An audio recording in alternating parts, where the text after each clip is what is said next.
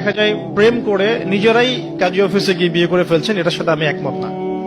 কারণ এখানে সাক্ষীর প্রয়োজন আছে, অভিভাবকের প্রয়োজন আছে, মোহরের প্রয়োজন আছে, কালিমা লা ইলাহা ইল্লাল্লাহর উপস্থিতিতে খুতবার বিয়ের প্রয়োজন আছে।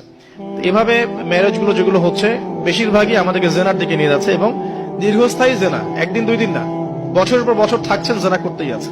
একটা পয়েন্ট মিস করেছি, একটু টাচ করে দিই, যে বিয়ের আগে নিজেদেরকে পবিত্র করে নিয়ে নাকি, যদি অপবিত্র জীবনেও থাকেন বিয়ের আগেই নিজেকে পবিত্র করে নিয়েন। কারণ এটাই স্বাভাবিক যে একজন পবিত্র সত্তা আরেকজন পবিত্র সত্তাকে পাবে, এটাই স্বাভাবিক।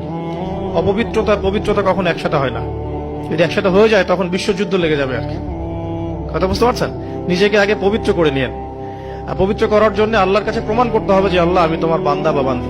যখন আল্লাহ পাক দেখবেন হ্যাঁ আপনি সত্যি অনেস্টলি মন থেকে তওবা করছেন এবং পবিত্র হওয়ার চেষ্টা করছেন, আল্লাহ পাক সুযোগ করে দিবেন ইনশাআল্লাহ তাআলা।